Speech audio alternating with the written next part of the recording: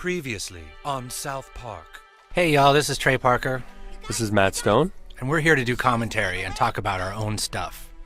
Because we love talking about our work. But we don't love it that much, so we only talk about 3 to 4 or 5 minutes per episode. Instead of like full 22-minute commentaries like some people do. We try to pack it in and make it a lot better version, but just 4 minutes long. Because we really, really don't like analyzing what we've done. Especially stuff we've done a year ago, because we don't really remember. But this run, this first half of the season, this is season 10 here is actually 2 runs for us. It's 2 7-episode runs, so this was sort of the spring run. And it was actually a pretty tough run, only because for one reason or another, we were in the news like every week. Because this was, even though we had done the Scientology episode the season before this is when kind of all the hubbub about it actually broke, because a rerun got pulled. And it just became this huge, deal. And so that was in the news all the time. And then Isaac quit, that became in the news. And then the whole thing with Muhammad was in the news. And it was just like every week we would do a show and then there'd be a news story about it. And so it would seem like that would be kind of cool, but it's not at all. It's fine when you're not trying to do a show, but when you're trying to do a show and you're having to read about the show you just did last week and everyone's take on it, it's like it's actually really hard. And you're trying to be funny. It's weird. It's hard to be stressed and funny. But this episode, we had gone and done the writers' retreat, and we had come up with ideas for shows, and we were going to start the season with the Muhammad episode, but that was becoming already a fight with Comedy Central of how we were going to be able to do that.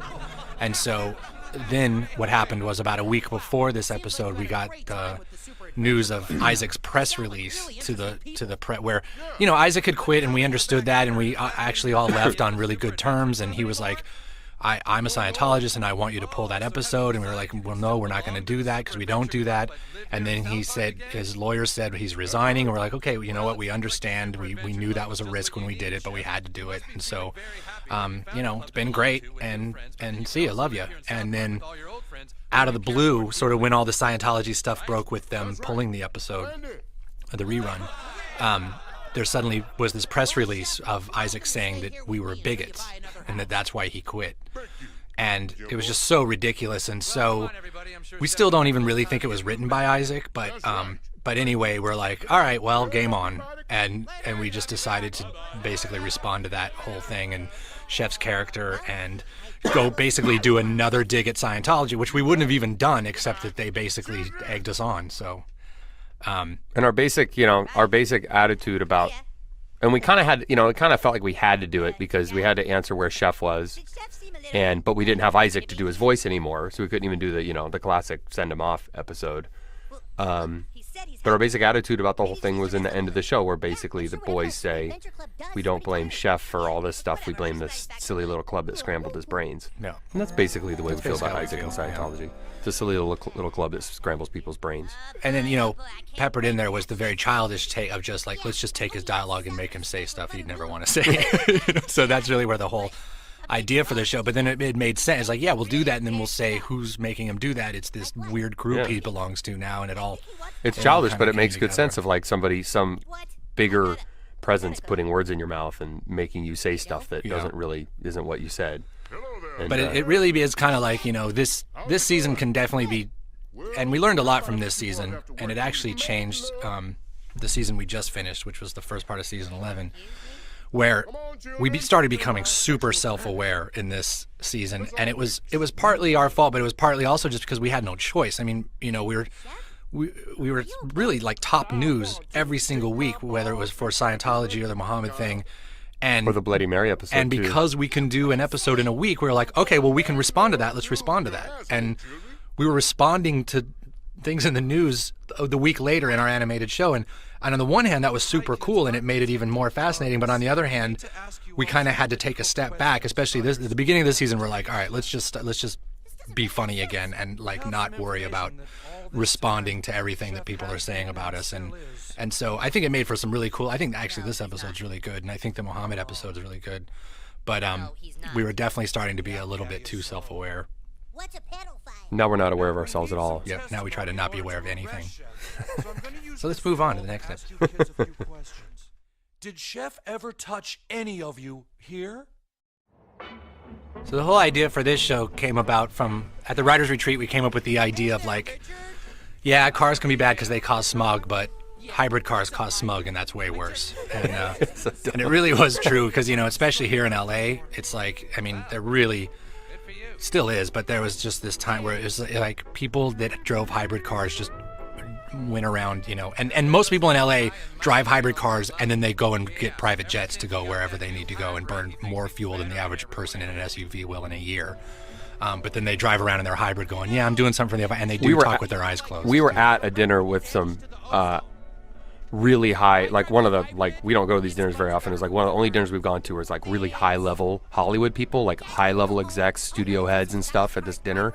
Literally everyone at the table except for us flew in private jets almost exclusively. Like these people hadn't flown commercial in years, and all of them to a person had a hybrid and were congratulating themselves about like having this hybrid. I'm first on the list to get the new Ford hybrid. That's great. Good for you. And a woman at the dinner actually said, yeah, well, it's important for us to set an example. Yeah, because then we started bringing up the private jet thing. Well, isn't it weird that you fly a G5 and then you also have a hybrid? Like, what the fuck is that? And they're like, well, it's up to people like us, to set an example for the little people. And then they were so fucking smug about it. It was unbelievable.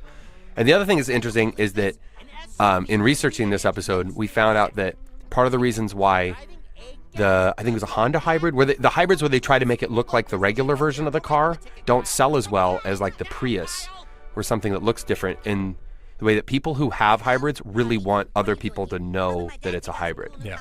So that's why they all have to look different. People don't want like, well, if I just buy that car, no one's going to know I bought a hybrid and I'm awesome. And so they don't sell as well. But it's really interesting. It also came about because I bought my mom one of those Honda hybrids.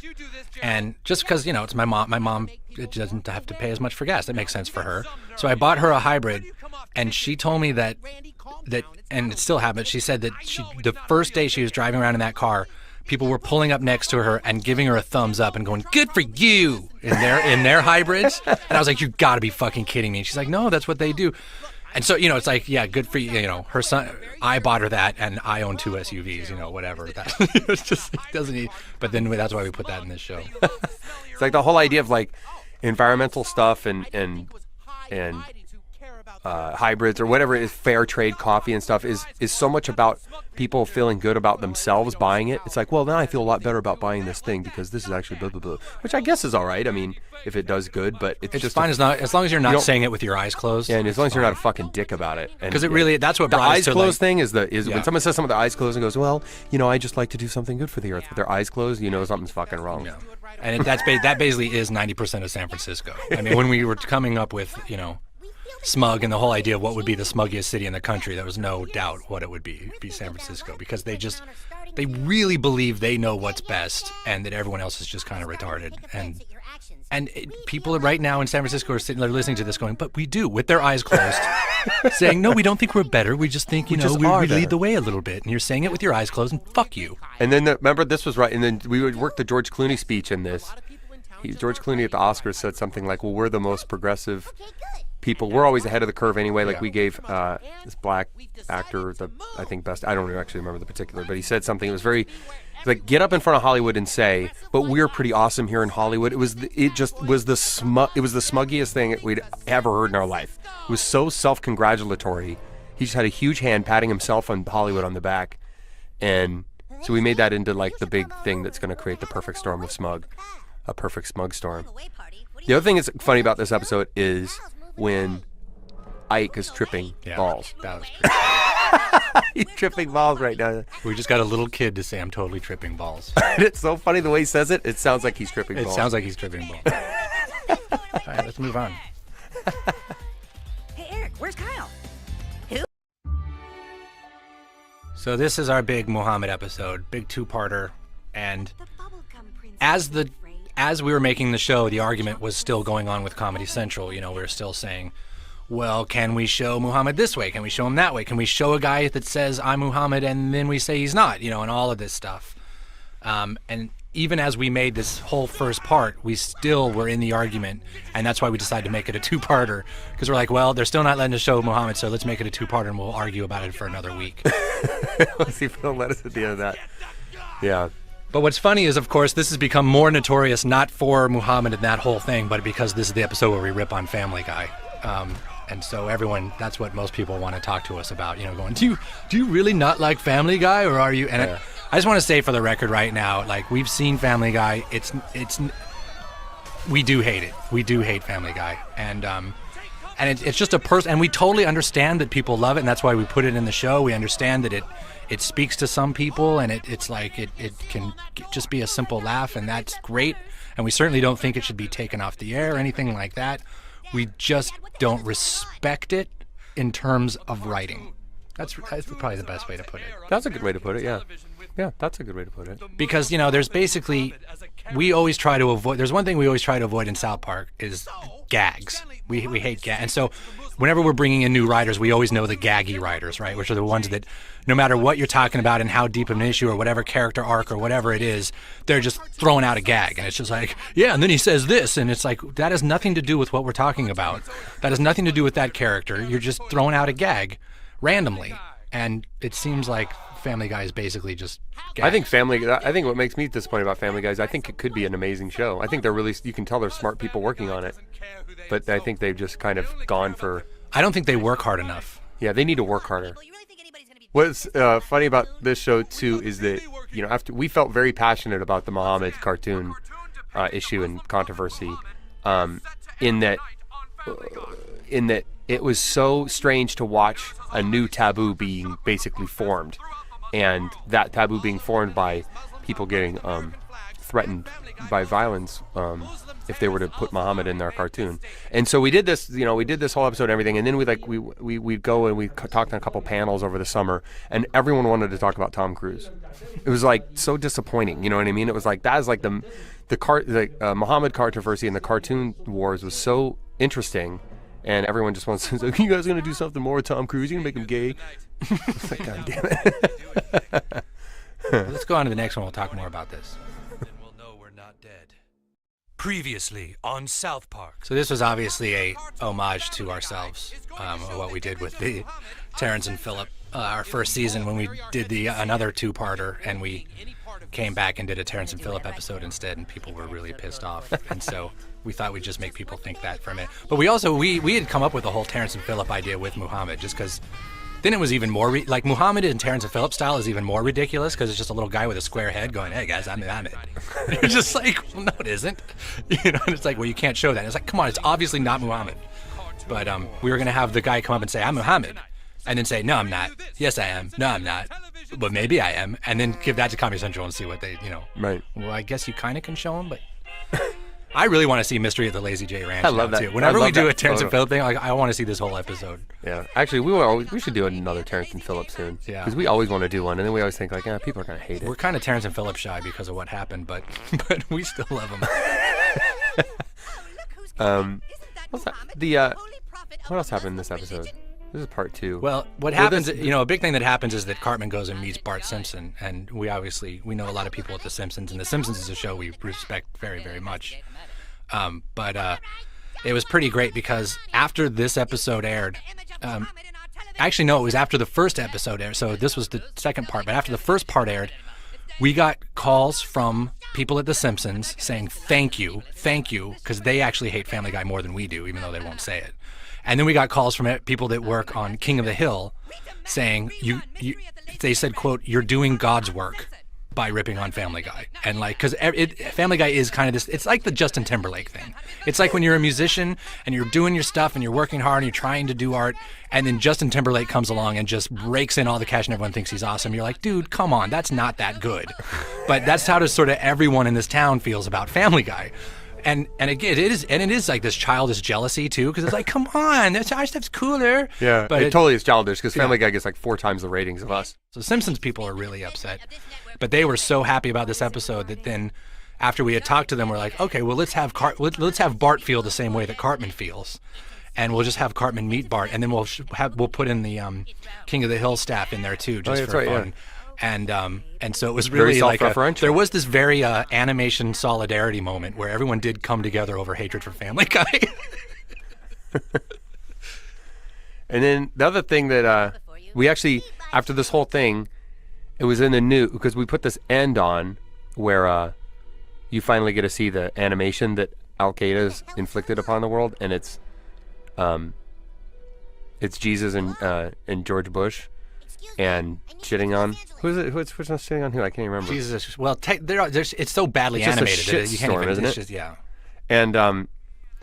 And then that was in the news of like South Park has Jesus shit on George Bush or George Bush shit on. It was just like, oh my god. The whole point of that was the whole point was that like it really is, and this is where we kind of agree with like the super Christian like people, is that like it really is open season on Jesus.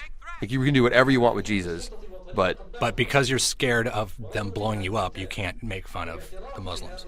yeah, you can't make fun of Muhammad. And then that made us incensed. Then people would say, well, Comedy Central has a right to show whatever they want. Matt and Trey are being like childish about this. If Comedy Central is like, while that's true, and we kind of agree that like Comedy Central can put on whatever they want, if that's not really a fair argument if they're getting threatened with murder, because then they really don't have the choice. If they're, you know what I mean? If they're going to like put it on the air, because if you're getting threatened by bombings, which by the way they weren't, they're being wimpy. We kind of think Comedy Central pushed out on this whole thing. We still do, but we got to make a pretty good funny episode out of it. All right, so let's move on to the next one. So, you don't like Family Guy either, huh? So yeah, this episode we can explain maybe a little bit. This was, again, this is what we called a bank show, where we before we start a run, if we have kind of an idea for a show, we'll animate some of it, just so that most of the other shows we come up with on the fly and we work really hard and get it done like super fast. I mean, not super fast, we grind but we try to keep it super fresh by doing it that week. But we kind of kill ourselves doing that, so we always try to have one episode kind of in the bank so that we can at least take a day off in the middle of the run. And this was that show, but the idea for the show was we're going to do the show Intervention, but with Towley. And so we had actually animated this whole thing, like 10 minutes worth of show that was just done in the style of Intervention, and the whole town of South Park had come together and convinced Towley that he needed to give up pot and all of this stuff, and we didn't know where it was going to go, but that 8 minutes was kind of funny, and it had the kids in it, and it had townspeople in it talking about Towley's addiction problems. So then we're going through the run, and then it gets time, all right, let's do the bank show. And we suddenly realized, we took a couple days off, which we shouldn't have done, and then came back to this episode and we're like, wow, we have nowhere to go with this. We basically need to scrap it and start over. And it ended up being basically a show that got done in, a matter of days, because we changed everything and we took out all the intervention stuff. Right. But the thing we had come up with the writers' retreat that we was all the Oprah stuff, and so we kept doing the Oprah conversation, but with her vagina and her asshole, and we just thought, like, we loved that stuff, and we loved it because it was kind of a throwback to the radio, like old comedy radio and old drama radio, which I love to listen to. And I really liked writing that stuff because it was like, okay, you got to write this stuff, but you're not going to see any of it happen. You're just going to know it's somehow her vagina and her asshole talking. And at the end of it all, I think, like, if we had made an episode that was like The Boys and then Oprah and her talking asshole, it would have been like amazing. Or if we would have done a Towley show that was Intervention in the whole town. But what it ended up being is kind of weirdness on top of weirdness. And so it ended up being a show most people didn't like. Yeah, it's known in the business as a hat on a hat. Yeah. We had a hat on, and then we put another hat on top of the hat, and then all of a sudden you're kind of just look like an idiot. Kind of had a hat on. And it's too bad because I do think, And I mean, the whole thing was we were trying to do this. There was a fun thing. The James Fry Million Little Pieces debate was going on at the time. We thought that would be a funny kind of thing to parody too. And so it was like all of these three weird ideas all together. Yeah. Like a to towel have, that's to have a addicted talking to drugs. vagina. Yeah, and then we, it's like we forget because we just start thinking of Towley totally as a character and as a little person. And then, after the show's done, we're like, oh yeah, he's a towel. And what the like, fuck is going that's on? already weird. You know what I mean? So it's just kind of like, and it's this the rule thing of is- comedy, which we know, the hat on the hat, the weirdness on weirdness. You got to have something super weird with something that's really grounded. Like that's what we always try to do.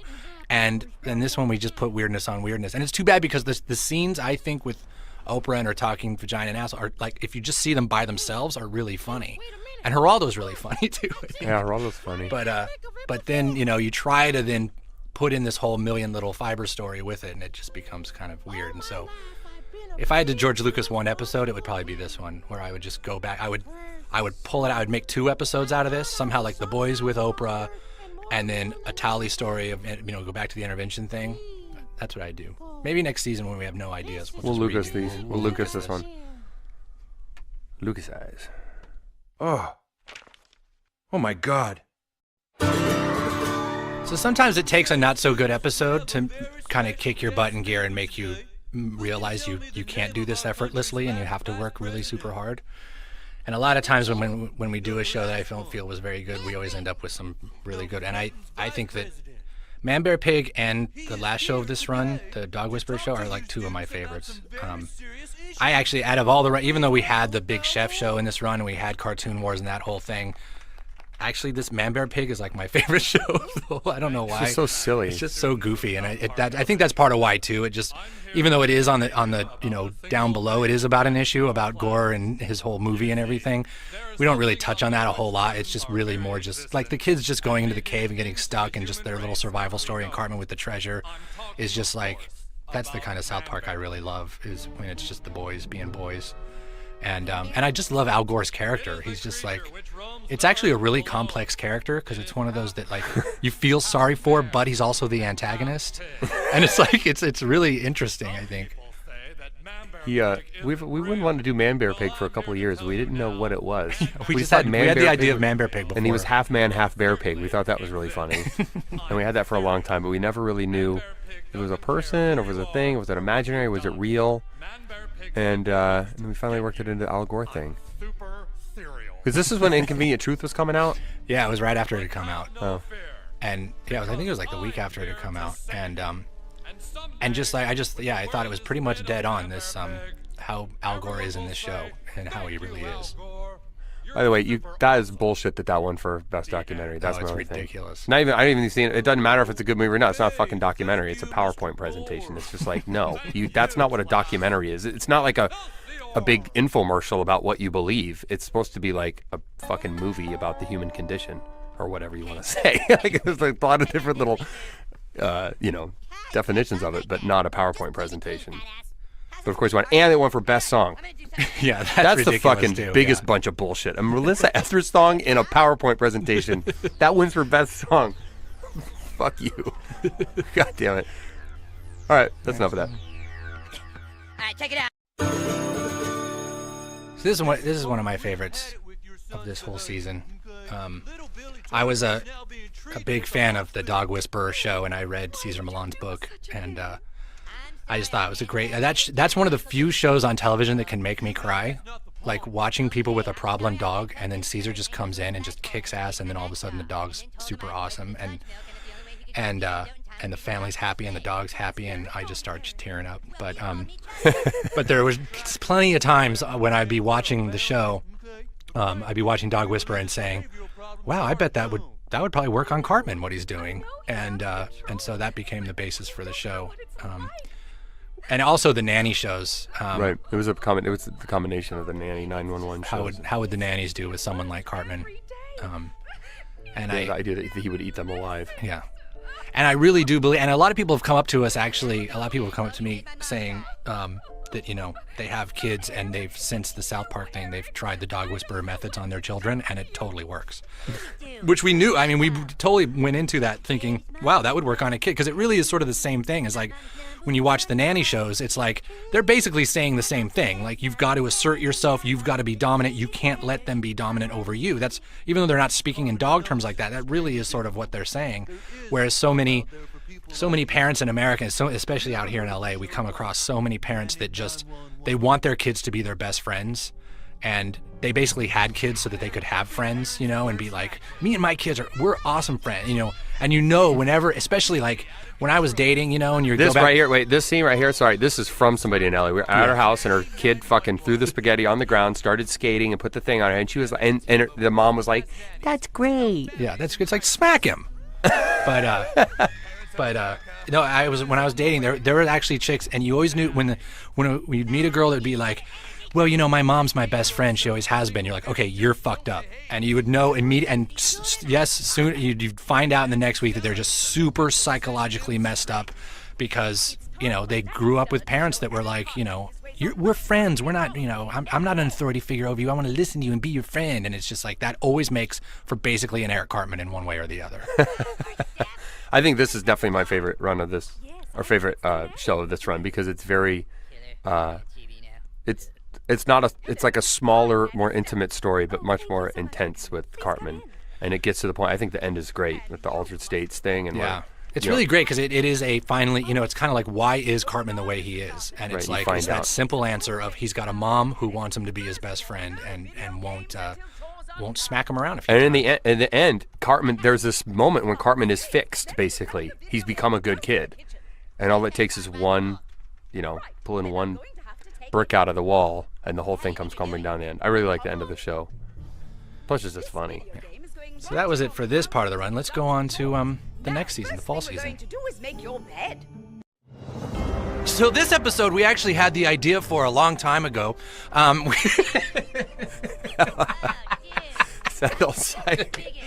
It's so awesome to be here. Doing commentary. Just leave all that on. We We're so excited to be here doing commentary. It's one of our trying favorite things to do. Talking about our own work is something we just love so much that we're trying to. But actually, this show we had the idea to do this show for a long time because so many people in our office played this game, World of Warcraft, including me. And still to this day, I mean, it's been out now for like 3 years or something, and a lot of people in the office will walk by and instead of animating their shot, they're playing World of Warcraft. Yeah, at any one point in the office, there's either South Park characters on all the monitors or World of Warcraft characters on all the monitors. It pretty much is. Usually there's more World of Warcraft, actually. And I mean, World of Warcraft was a great game and did a lot of things for the industry, but like after about 20 hours of playing it, I was like, this is kind of the same thing over and over again, and I got bored with it and did what you're supposed to do, which is at some point stop playing it and do other things with your life. Yeah, and have fun with it and then do other stuff. Even the people, when we did this episode in conjunction with the people at Blizzard, the people who actually produced the game, and even they were like, boy, some of these people are losers that play this game all the time. Even the people who work for the company. But it was cool. We came up with the idea, and we're like, a long time we kind of were talking about how do we do the animation within the game, because we didn't assume that Blizzard was going to help us out. And so, especially under our time schedule, it's like, well, do we go in there and it just looks like South Park? Because for us to do 3D stuff, obviously, that takes a lot longer to do, and we can't do it in our kind of time frame. So we actually did a lot of R&D, we call it in the biz, where we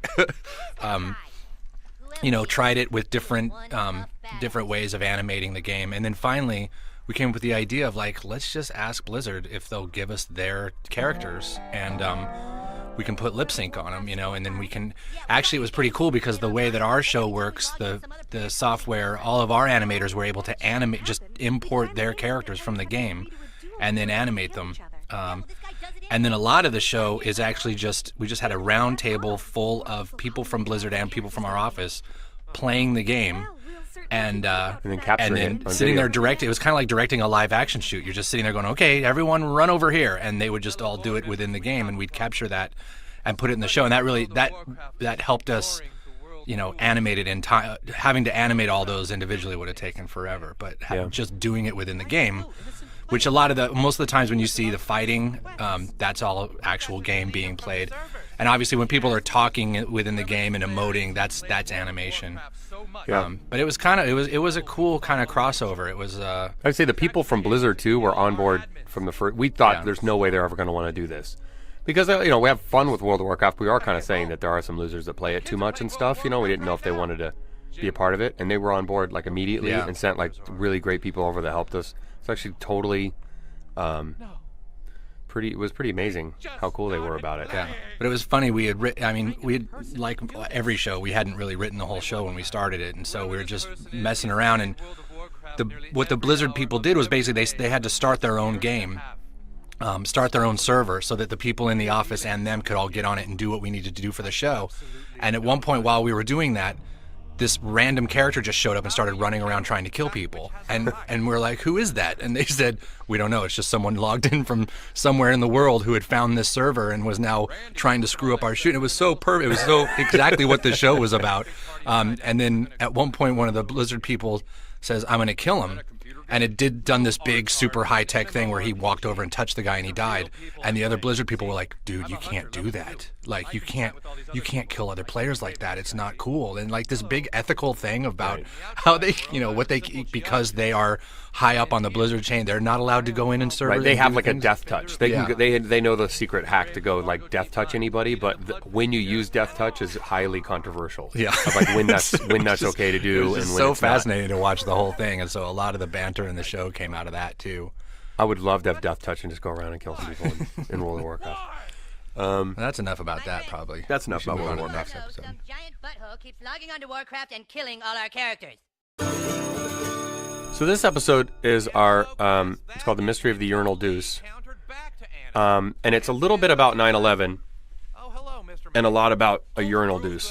When I was in elementary school, somebody actually did take a shit in the urinal, in the boys' urinal, and they brought all the boys into the gym, and they asked us who did it and did all that thing where they tried to figure out who did it, and no one ever copped to it. But they said if you admit it now, you won't get in trouble. But of course, no one ever admitted that. And then that, of course, reminded us of 9/11 conspiracies because they're much the same. Yeah. And there was like a big, it's still going on, but like, it's pretty amazing the statistics on the number of people who think that the U.S. government like perpetrated the 9/11 attacks and the evidence, quote unquote, that they used to support those theories. It's pretty amazing. And there's probably a lot of people right now listening to us talk about it who believe that crap. And this was our episode trying to deal with our astonishment about how people could be that dumb. We read some statistic that basically one in four Americans think One in three, that either the U.S. government was involved or was complicit. Either did it or was complicit. Yeah. And so basically, we started this whole episode just wanting to point out how retarded the 9/11 conspiracy is. And I remember it was like Sunday, and we'd gotten all this stuff about 9/11 in there and everything, and it was just starting to sound really like it was just so kind of, 9/11 conspiracy people are retarded, and that was really all we had. And but I remember it was Sunday that we came up with the idea of the urinal deuce. We're like, we gotta throw something else in here.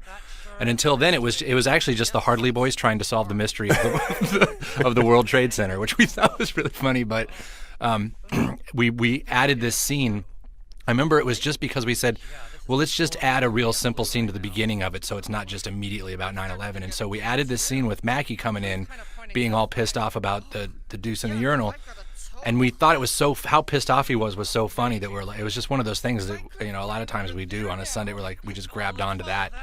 And it ended up being kind of more the fuel for the show, which especially during the beginning of a run, this was actually the beginning of a run.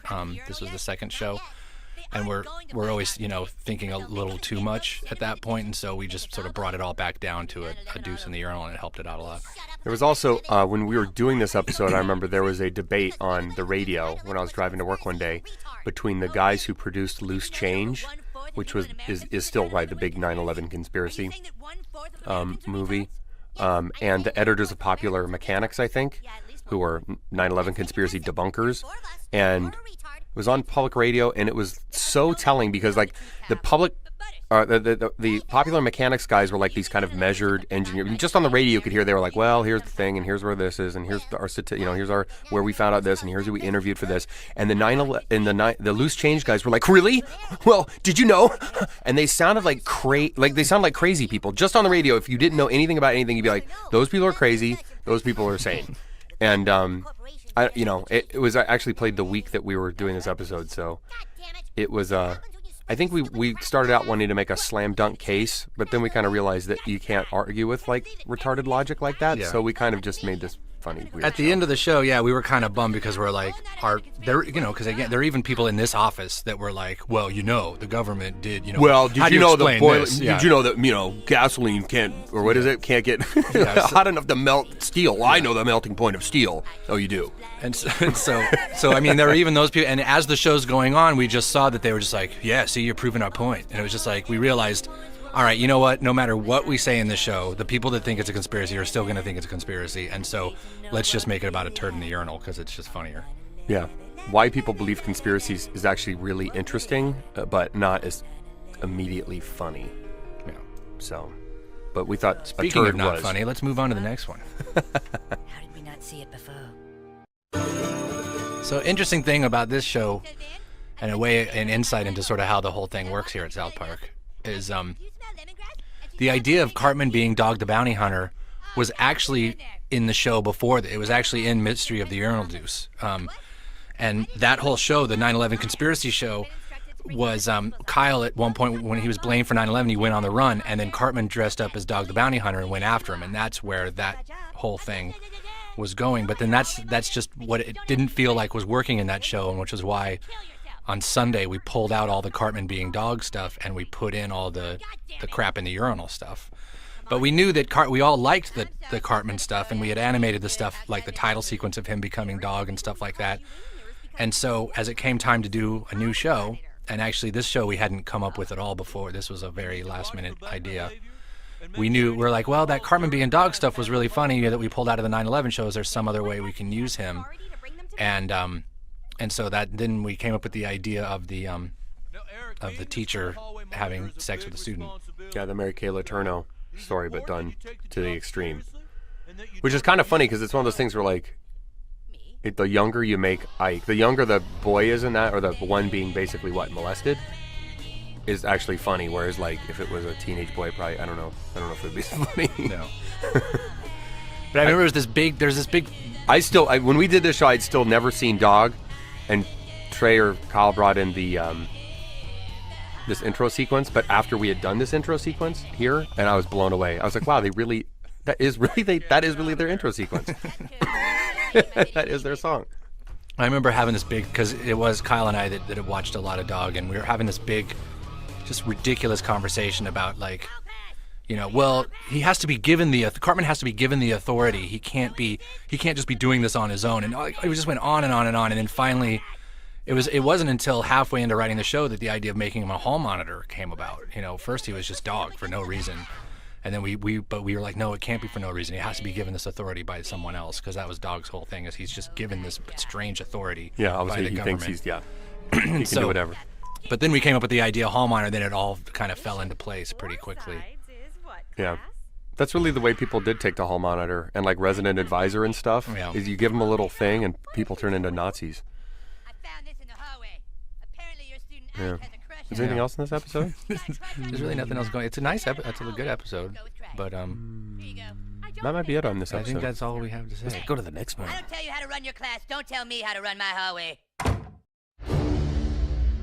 This was a very last-minute idea for an episode, because it was just, we sat down and said, well, it is Halloween. Any Halloween ideas before we had other ideas in our back pocket, but we just wanted to see if we couldn't come up with a Halloween thing. And so we first just came up with the idea of Satan having a huge party on Earth, because of all the people that could go, and sort of based on Halloween parties we used to have, actually. Back in the day, we used to throw big Halloween parties in Hollywood.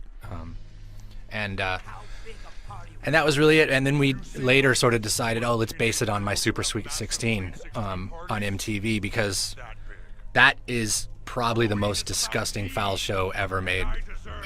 When people point out, people try to make us feel guilty for the stuff we put on TV, we're like, dude, Super Sweet 16. Because it's basically just as offensive, except they sort of celebrate.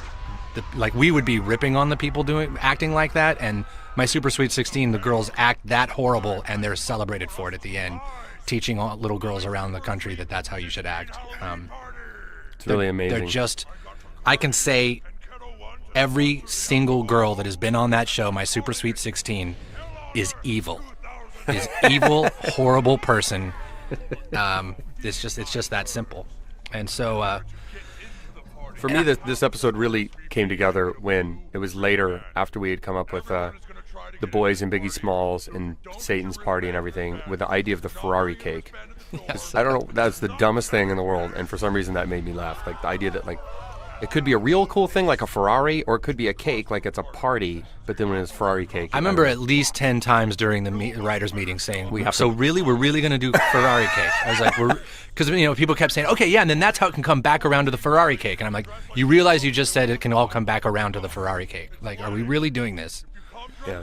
I still like the Ferrari cake a lot. I remember because the Ferrari cake, we were worried if it was going to be very Crab People-esque. Yeah. Crab people is definitely our word for like, are we really going to do crab people? Because we did one time. We went, we did crab people.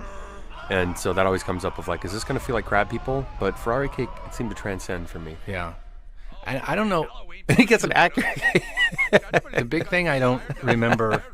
I remember with this, there was this big debate over how to start the show because we originally were going to start the show with the boys looking in the mirror and calling for Biggie Smalls, and then go to hell and go to state, which seems so natural in that. Like hindsight, I don't know why I changed it, because it shouldn't have. That's how we should have kept it. Just a writer's note. I don't know why, because I think at the last minute I was like, well, no, Satan's the main character and it's got to be about him and really set up his super sweet 16ness, and it could have been done in a line. Instead, I did it in this whole scene, and I don't know. I think there was bad writing at the beginning of this, but it gets better at the end. It's pretty funny, I think. The accurate cake. Oh, and then the other big thing, of course, about this was the Steve Irwin thing. And the Three Stooges. Yeah, but the Steve Irwin thing, it was like when this show came out, it was like, oh wow, people are really upset, and we're like, what do we do? And they're like, well, the Steve Irwin thing. And we're like, that? Like, with all the shit that we've done, people are pissed off about Steve fucking Irwin. Like, we couldn't believe it because. And plus, the whole joke was you knew people were going to dress up like Steve Irwin that Exactly. Halloween. It was like, and the whole joke was like too soon, but obviously we were doing it. Yeah, but it was just like. That, I mean, we couldn't believe that. Like, wow, that's your line, huh? That's the line we're not supposed to cross. Like, Steve Irwin. All the stuff we've done, but the line is actually Steve Irwin. Wow. And plus, that's in amazing. the South Park logic and in South Park lore, it's established that basically everybody is in hell. Right. That there's, so that's in South Park. It's not even a statement of your, of your character that like you ended up in hell, because we've said everyone is. That all? That's I think that's good. Okay, let's move on. Or else my party won't be cool. Well, this was a real painful episode to do because we were trying to. We made it two. Yes, to we make made it two painful. parts to make it super hard. A lot of it was we had really been sort of put into the group of atheists. I think people just assumed we were atheists. No, it was that Nightline thing. Oh yeah, that's we right. did an interview for Nightline, and we are totally surprised by this question the interviewer asks, where he says, so you guys are atheists because you've made fun of religion a lot on the show. And we were like, no, we're not. Like, what? We're not atheists. And we kind of briefly stated our feelings about that. And then we get this call from Penn, our friend Penn from Penn Jillette from Penn and Teller. And we got an email. Oh, we got an email saying that he was devastated. He was heartbroken to find out that we weren't atheists. And if you know Penn, he was serious. He really was heartbroken to find out that we didn't consider ourselves atheists. And that kind of sent us on this whole trip where, we started reading about atheism and kind of learning about it, and decided to do this very painful to produce 2-episode statement kind of. Well, because Richard Dawkins' book, The God Delusion, had just come out too, and so Sam we read Harris's that End of Faith. Yeah, and Those so two books. we really fought through I fought through Dawkins' book, and it was just like, wow. Dawkins' book to me sounded exactly like that kid when you were like in high school, that like 15-year-old that was running around going, don't be stupid, God, and it was just like, yeah, we know. And like, I didn't grow up in obviously a big religious household, but like, it was also, it's like there's also like the kids when you're in like first grade, and then there's that one first grader going around telling all the kindergartners, there's no Santa Claus, stupid. How do you think Santa Claus could go around the world and get in everyone's chimney in one night? Does that make any sense? And you're like, dude, fucking chill out. We know. We're having fun believing in Santa Claus. Fucking relax. But anyway, we want, it was just, we probably should have let it percolate a little bit. Instead, we just dove right into like, let's do an atheism show. And, a lot of times we kind of figure out what our take is on something as we're doing the show and what our opinion is on something. And then what always ends up happening is we take all that shit out of the show and just put funny stuff in, as much as we can, because we realize we'll do it a bunch and then we realize, okay, we're just getting preachy here. And not even preachy, because we're not trying to preach our opinion, because usually we don't know what it is. But it's just like it's getting too talky, it's getting too thinky, and let's just add, retarded fish frog into the whole thing. What we wanted to make fun of was how bitchy, like how even if you can read parts of like Richard Dawkins' book or Sam Harris's book and agree with them, you're just like, the tone of it is so bitchy and whiny that you just are like, ugh. Like, but then as we started doing the episode, I think we got into these existence of God arguments, And I was like, how the fuck do you make that funny? You Right. just don't. Right. So so then we decided to put otters and a Wii, and the Wii was coming out. Because so that really honestly, was a big and deal. that really did kind of get to the core of it all. Because here on one side is like, you need to read Dawkins' book, and I'm reading Dawkins' book, and I'm having interactions with Penn and emails saying, and him saying, well, what do you think about this? And really getting down into this whole thing because, and all I had said on the Nightline thing, by the way, was like, yeah, I believe in a God, but it would take me hours to explain what I mean by that, which I think a lot of people can understand. And I'm going through all that and thinking, but that was like 5% of my day. 95% of my day was like, Wii is coming out in a week, and I'm freaking out because I've been waiting for the Wii for like 5 months. And at the end of the day, that's what I was really concerned about, which really does go to the heart of my religion. It's basically like, okay, you can argue and you can scream and you can get upset at these people and they can get upset at them, but the fucking Wii's coming out in a week, and it's gonna have Zelda with it, and that's pretty amazing. So that was really, that was when we were like, let's do an atheism show, but let's really make it all about the Wii. Yeah. And we got free Wii's coming. Thank you very much. We got free Wii's. I will say, Nintendo people came. I a week wish later and gave us Penn would write a book about atheism, because talking to him about atheism was much better and cooler, and I learned more than reading any of the books that have been out recently. Yeah. He actually does a better job explaining in his position. He's not a bitchy whiner about it. Let's go to the second part and talk more about atheism. You know how in space movies they put astronauts in suspender animation so that their trip seems really short, right? Really what had happened is that we, just through the plot of the story of the last one, we had sent Cartman to the future. So we're like, dude, we just sent Cartman to the future at like the end of a show. Like, how can we just end that? And we were like, we have to do a part 2. And in a way, we were super bummed because that means we have to do 2 parts of talking about atheism, which we had realized we didn't want to really talk about anymore. And so, but we also, I don't know why, but we just kept saying otters riding ostriches. Ostriches should be riding ostriches in the future, and that's really all we had going. That's about all we had, yeah. And we had this Buck Rogers beginning, which is pretty great. I used to love Buck Rogers. When I was, me and my dad would watch Buck Rogers every week. I like this little costume that Cartman's in when what's the chick's name that's in there? Wilma. Yeah, what was her name? Wilma something. What the actor? Erin Gray was the actress. There, that one. That shot. That's the face. Like, all this shit's happened. You play chess with otters. Yeah, we were stoked on that idea. We're like, let's go to the future and then just say that just tons of missed a stuff bunch. has happened and you missed it all. And that's why we called this like Go God Go part, 12 or 13, something like that. Yeah, part 12. But actually, this opening scene I think is really cool. It's very cinematic, especially the fact that we, just did it the week before. It's very Star Wars. Just want to drop you in someplace. Yeah. And there's talking otters. I mean, who the fuck doesn't like talking otters? How can you not be behind otters on ostriches? And then so, again, it was kind of like the only point, we had tons of points we wanted to make about atheism. We had tons of arguments with Dawkins' book. We had tons of things we wanted to say. But when you're doing a show like this, it's like you got to just kind of hone it down to sort of one idea. And the one idea was just basically like the one thing that Dawkins had basically asserted in his book was if we got rid of religion, the world would be peaceful and there'd be no war and there'd be no as much war. Not as much war. And it's just ridiculous because it's like, Our whole point is people are going to fight no matter what. And especially for an evolutionist to think that, because an evolutionist of anyone should realize that that's how life works, is it wars upon itself in one way or another. It eats itself, it fights itself, and that's how biology works, And so it was really just sort of that assertion that we wanted to rip on. And also the assertion that basically some of the super intelligent scientist people can be really retarded when it comes to just sort of common sense. Yeah. And that's why Dawkins ends up, having sex with Garrison, not having no idea that it's actually he was a man. Right.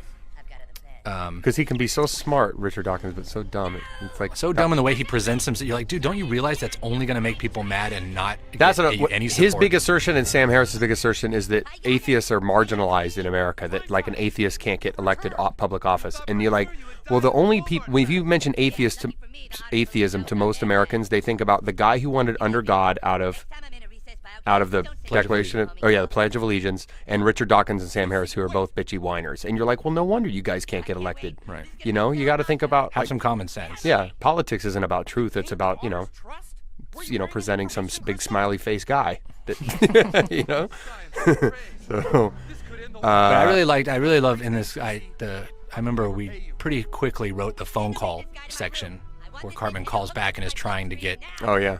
people to not let him freeze himself. I think that stuff's really funny. But also the animation in that. I mean, if you look in the background, there's just always tons of stuff going on. And the look of this whole show is pretty amazing. The animators did an amazing job in a week. I mean, It is. It's unbelievable. Gotta be some way to hook it up. It's Let's the move on. fucking Yeah. future. it's good. It may be the future for you, but I can't hook up anything to a float screen without at least a laser 7 output. So this is a typical episode where we always do this thing at the beginning of the run where we kind of we say we're going to bank an episode. So we get back, we've kind of been on vacation, and we get back and we kind of work on an episode that we have an idea for. We don't know quite where it's going to go, but we'll do a show just so that we have it, in the bank, so that after 4 weeks when we're dying and we've been going 24/7 and we just need to rest for a day, we can take a day off in the middle of the run. So we had started this episode, and this was going to be our banked one that we do in the middle of the run somewhere, but it just never felt right. We kept coming back. Part of what made this run so hard was we kept coming back to the writers' meeting and saying, okay, let's do the bank show so we can take a day off. And then we'd sit here and talk about the hockey show and go nowhere with it every single week. So finally it got to the end of the run, and it's like, okay, well, all we have now is this bank show. And we were so tired. This run, not all of season 10, but this second half of season 10 was probably, I think we would all say, the hardest run. One of the hardest runs we ever had. It was really, we production-wise. kind of thought it was kind of the end of the show, because we're like, wow, I don't know that we can all do that again, because every show was just so hard Giving to birth. come up with and finish. And so as we're doing this commentary now, we've just finished the next season. We just finished airing season 11, and it was actually one of the best runs we've had, where it was easier and the shows were better, and so things are all right now. But anyway, we had this show, and we're just like, all right, let's just run with it. And it's sort of why it's a little hodgepodgey. There's We a were lot of also funny stuff really in tired. it. Yeah. Our favorite part of it, which is probably a lot of people's least favorite part of it, is the end, where suddenly We Are the Champions plays after the kids lose, and you do a really happy ending of the other person's story, which I think is really funny. It's the end of Mighty Ducks. Yeah. Is it? Yeah. And all of a sudden the Red Wings get to have their own happy ending. Yeah. And it's like, thanks, Dad. And that's the touching moment. Yeah, and you're between like, the wait, dad who are and the those son. people? Who are those people? And they get to So- have their happy ending. It was just that too. Like, we thought that was super funny, and at the end of 7 weeks of hell, we're just like, I think that's funny, and we had no idea if it would be or not. But most people didn't think it was funny. They just It's totally funny on a conceptual level. It's probably not very satisfying when you actually have to suffer You through have the to show. watch the You're like, show. okay, what's the fun thing yeah, at and the it's end? like and the kid dies of cancer, and you're like, yeah, that's funny. And Here's then a happy you're ending watching for the some show, of and you're like, hey, why do I have to watch that? But it was great. It was almost like the conceptual idea is like, here's a show. Okay, there's and everything. And Stan is like, there's supposed to. I know there's a happy ending at the end of all this. These are those common beats in the Bad News Bears story. We're gonna have a happy ending, and then you don't. But then we just stuck a happy ending on there for somebody else. I think it's super funny still. But it was the end of a hard run. I mean, the run before this, the first part of season 10 was pretty easy. It wasn't super easy, but this one was so hard that we were very glad it was over. But we lived on to make at least one more season. We just finished. We'll see what happens now in the future. But thanks a lot. We'll see you. Go ahead. Bye. By myself.